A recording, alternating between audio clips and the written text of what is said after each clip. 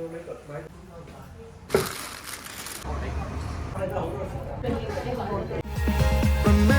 you don't get it twice. The time of your life.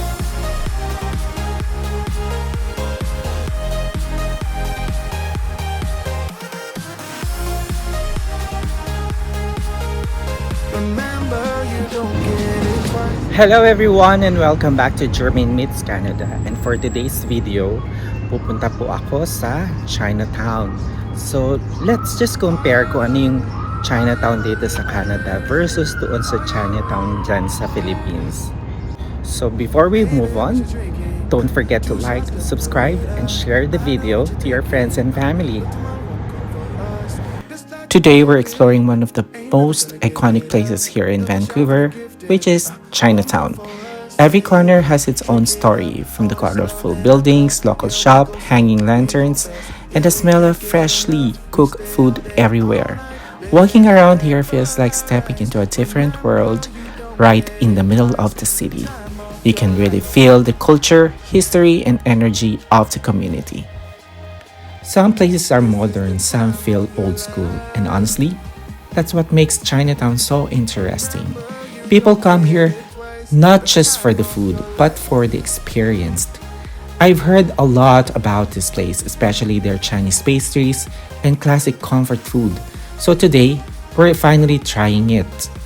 But before we eat, let's just enjoy the vibe of Chinatown. You'll notice there's always something happening here. So there's a lot of difference between yung Chinatown dyan sa Philippines compared dito sa Canada. As you can see, wala masyadong tao.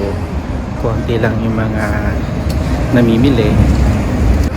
Tsaka dyan sa atin, talaga naman ang mga tao siksikan kasi may mga nagtitinda ng kung ano, may mga street foods, may mga damit, tapos maraming kainan. Dito marami din naman kainan kasi lang hindi katulad ng dyan sa Philippines, you know. So nandito ako ngayon sa isa sa mga store dito sa may Chinatown, and I found one horse na matagal ko nang nakikita. Sabi nga ito, nasa siya, $50.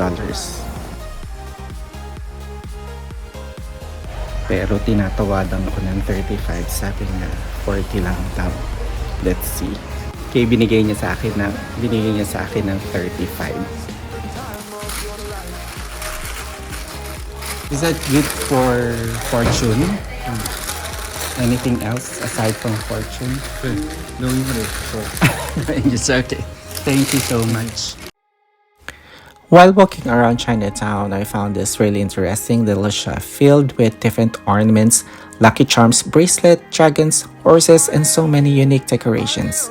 Some pieces look traditional, some look modern, but everything here has its own character. It's the kind of place where you can spend a few minutes just looking around and noticing all the small details. I got it from 99 to 50 bucks. And then, binigay niya sa akin ng 35 na lang. So, after natin bumili ng kabayan, yan, tayo na may tutungo sa, sa Newtown. Newtown ang tawag restaurant, pero hindi na siya new, old na siya. So, I feel like, gusto ko magmami. And tignan natin ang siopaw nila. Alam ko famous sila sa siopaw dito at saka sa mami. Okay? So pinupuntahan talaga sila. Nandito ako ngayon sa loob ng Newtown, and I ordered chicken mami and asado na siopaw. Let's see kung ano yung lasa. Pero I heard masarap daw yung siopaw nila dito at saka mami. And there's a free tea, hot tea. Meron din silang condiments dito.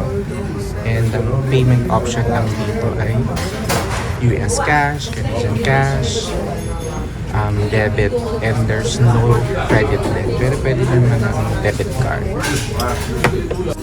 Oops! Ayan, kompleto na yung aking in-order. Ito, chicken mami. Let's see kung anong lasa. So the noodles is not soft. Kumbaga, just right lang siya. And then there's a chunk of, as you can see, may mga chunks of ano siya, chicken. So, and also, yung broth niya, malasa. But little difference lang sa atin. Wala siyang ano, yung vegetable. Okay, let's gonna try the mami. Ang version ng mami ng Chinatown.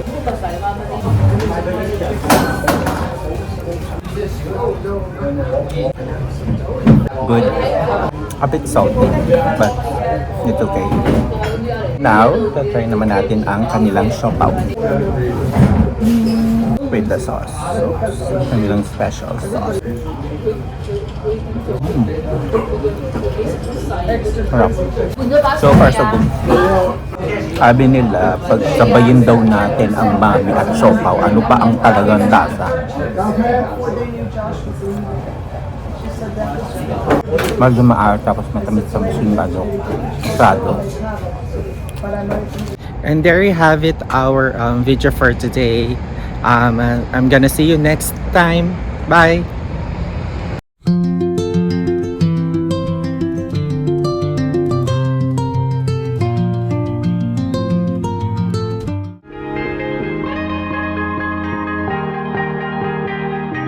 Oh yeah, oh yeah, oh yeah, oh yeah, oh yeah.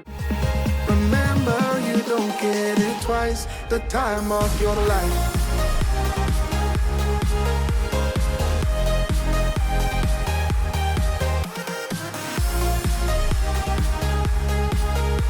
Remember, you don't